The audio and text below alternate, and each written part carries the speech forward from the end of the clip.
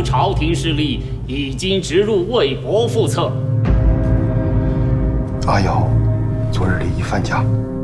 The Assassin de Wu Xiaoxian, sorti le 9 mars 2016. Donc ça faisait 8 ans que Wu Xiaoxian n'avait pas sorti de film depuis le voyage du Ballon Rouge. Et le voilà qui revient avec un film historique qui prend à contre-pied les codes du Wu Jiapian, ces films chinois, d'arts martiaux chinois où les gens ils volent dans les airs, ils combattent au sabre. Et en plus il reporte ni plus ni moins que le prix de la mise en scène à Cannes l'an dernier. Et toi Lucas, tu as aimé? Alors je l'ai vu, c'est pareil, c'est dur à décanter. J'avais aussi beaucoup de craintes parce que c'était un film que Wu Xiaoxian voulait faire depuis, je pense, 40 ans et que tous ses admirateurs voulaient le voir réaliser. J'avais peur également parce que depuis que le marché taïwanais s'est ouvert d'un point de vue de la Chine depuis 2010, j'avais peur qu'il y ait des grosses contraintes de production et qu'il allait devoir s'y plier. C'est bien mal connaître Wu Xiaoxian. Et du coup, il arrive avec toujours cette approche sensorielle du temps. Et il s'attaque au Wu Jiapian. Et je me dis, le Wu Jiapian, qui a des codes qui sont aux antipodes de l'art soustractif de Wu Xiaoxian, je me dis, mais comment il va faire? Qu'est-ce que ça va donner? C'est cette sorte de remise en selle à la manière de Wong Kar-wai sur The Grandmaster, sauf que les gènes des films d'arts martiaux sont présentes chez Wong Kar-wai, j'imagine, plus que chez Wu Xiaoxian. Donc j'avais un peu peur, et du coup, qu'est-ce qu'il fait? De quelle façon il se réapproprie les codes du Wu Jiapian?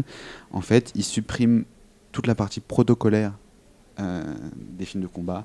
Il n'y a plus la préparation, l'exécution et les retombées.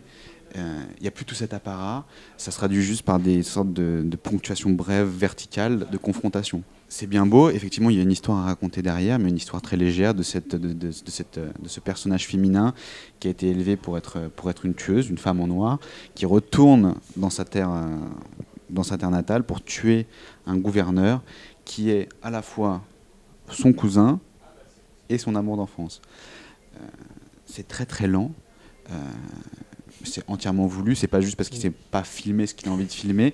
Ça s'accorde selon moi parfaitement avec les tiraillements intérieurs de Shuki, qui décidément après Millennium Mambo et Three Times s'y est parfaitement au cinéma de Wu Xiaoxian.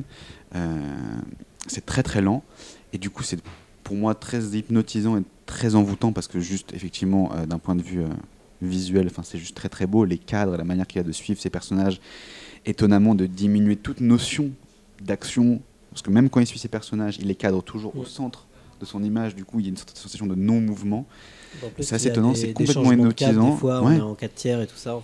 Effectivement, il change de format. Du coup, j'avais envie de le revoir ce matin.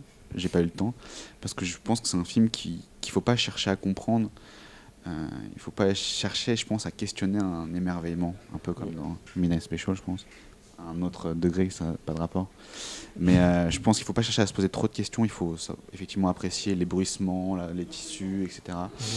Et c'est même, je pense, trop tôt pour moi, vraiment, pour pouvoir en parler avec le recul nécessaire. Mais j'ai trouvé ça très beau et très hypnotisant.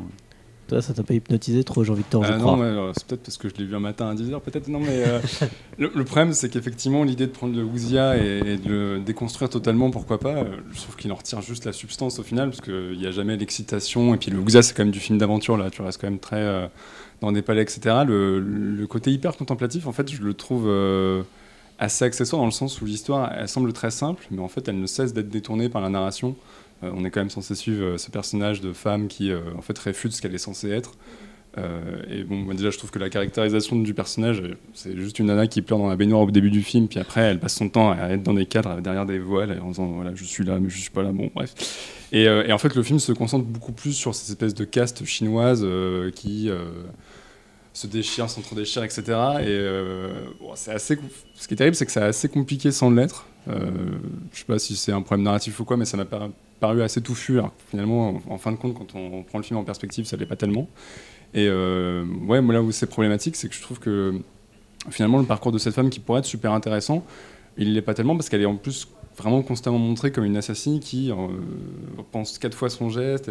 Elle a jamais ce côté extrêmement froid et brutal. Dès qu'elle va faire un combat, finalement, elle tue pas la personne, elle se barre. Puis comme c'est des piques super fulgurantes, on n'a pas vraiment le temps de sauter sur le truc et d'apprécier le côté hyper glacial du personnage. Donc ça En fait, tout ça m'a semblé assez vain au final. Même si esthétiquement c'est très joli, hein, mais ça m'a laissé de marbre. Ouais. Ouais, mais finalement, ces combats qui finissent pas par un assassinat, ça te permet de voir des combats qui veulent dire beaucoup plus de choses que la narration parlait, en fait.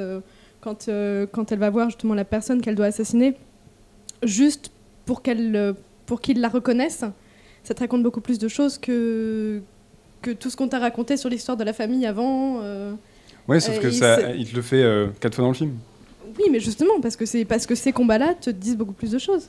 Parce que les rapports évoluent en plus. Les rapports évoluent. Ouais, bien sûr, mais... À la fois, au départ, c'est une assassine qui apparaît, c'est la dame en noir, et puis finalement, cette femme, tu découvres que elle doit tuer des gens qui sont importants dans sa vie, et c'est... Mais tu vois, tu dis qu'on ressent pas justement le côté froid du personnage de Shuki. Bah justement, elle est pas froide. Ouais. Elle est pas froide. Oui, mais sachant qu'elle l'est jamais, si tu veux, moi, à aucun moment, je me dis, ah ouais, peut-être qu'elle a le doute, machin, tu vois. Mais c'est peut-être aussi une question de point de départ du film, quoi. La partie flashback, pour moi, elle est trop succincte pour après me dire, ah oui, effectivement, il y a une évolution dans son personnage. Je pense pas que vraiment, tu vois, sur les doutes et tout, ça ait forcément sa place dans le film, surtout que dès le départ, le film fait vraiment le choix de... c'est ça où on peut... Très intéressant à analyser sur le film, c'est comment on ne filme pas la violence, du coup, parce que la violence, elle est tout le temps soit hors champ, parce qu'on commence à filmer un combat, puis finalement on cadre autre chose, ou alors à un moment il y a un combat dans la forêt, et puis on voit juste le protagoniste qui s'éloigne dans la forêt, elle disparaît, on entend des coups d'épée, on voit pas ce qui se passe. On voit juste les silhouettes au fond derrière les arbres. Soit, ou même la violence, on peut même dire que parfois elle est hors séquence, genre hors film, elle est dans le psyché des personnages. Et du coup, je trouve ça très beau parce que ça lui permet de se concentrer sur la violence interne des protagonistes qui sont dans leur relation, ce qui n'est pas dit, c'est cet amour qui n'a pas eu lieu entre Shuki et le fameux gouverneur. Et en plus, ce que j'aime bien, c'est que tu as un peu l'impression que ce personnage de Shuki, c'est un fantôme ou un truc comme ça, puisqu'à chaque fois que tu la vois, il y a toujours... et beaucoup dans le film, beaucoup de personnages sont littéralement voilés. Enfin, les personnages eux-mêmes ne sont pas voilés, mais la caméra est placée derrière un drap, un truc comme ça et tout. Et du coup, t'as l'impression d'être dans un film où il n'y a que des spectres. Et du coup, je trouve ça participe à cette illusion de flottement. C'est pas des spectres vifs, c'est pas des âmes un peu qui errent et tout, et avec ces tissus qui volent devant la caméra et tout très lentement, ces mouvements d'appareil très lents. Moi, c'est vraiment ce qui m'a marqué, c'est que tout le film est magique en fait. Grâce à ces voiles, grâce à ces tissus qui sont si beaux et à ces personnages, finalement avec cette histoire qui se développe devant le spectateur sans vraiment l'attendre, qui n'est pas vraiment si importante que ça, et l'environnement est tout aussi important. Et ça vole effectivement, quand tu vois la brume sur l'eau qui tourne en rond comme ça, et ces grandes montagnes, c'est vraiment magique en fait. Et c'est tous ces paysages chinois qui sont si beaux et ce qui est caractéristique de l'art chinois depuis des millénaires. Vraiment, ils sont tellement forts là-dessus. Quand tu vois ces deux montagnes apparaître avec le grand chemin, tu as même l'impression que c'est un chemin qui est fait par l'homme. C'est impressionnant. Et puis finalement, tu as ces tout petits personnages qui arrivent et tu te rendais pas compte à quel point c'était si grand. Et puis encore cette brume et ces voiles, enfin, c'est vraiment magique en fait. Lucas ? Oui, moi, plus on en parle là, c'est aussi la sienne, j'aurais pas envie de dire que c'est non plus politique, genre l'insurrection, les Taïwanais, les Chinois. Je pense pas qu'il y ait non plus forcément beaucoup de politique dans le film, mais plus on y réfléchit, plus on y parle, et plus je me dis qu'effectivement la mise en scène du film sur les 1h45 épouse le fort intérieur du personnage de Shuki. Je sais plus si on la nomme, je sais plus si on la nomme dans le film.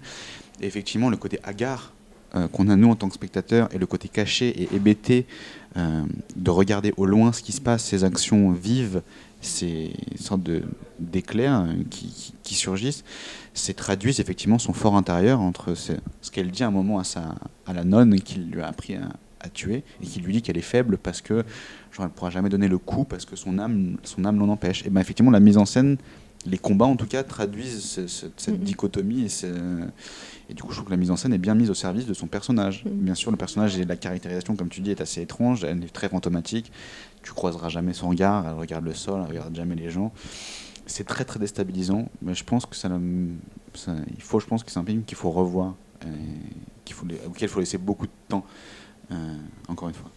Donc est-ce que tu le reverras, Jean-Victor? Peut-être pas tout de suite. Dans quelques années. On verra peut-être plus réveillé aussi, ça devrait aider. Voilà, on attendra un petit peu, mais si vous pouvez aller voir le plus rapidement possible, donc The Assassin de Wu Xiaoxian, sorti le 9 mars 2016.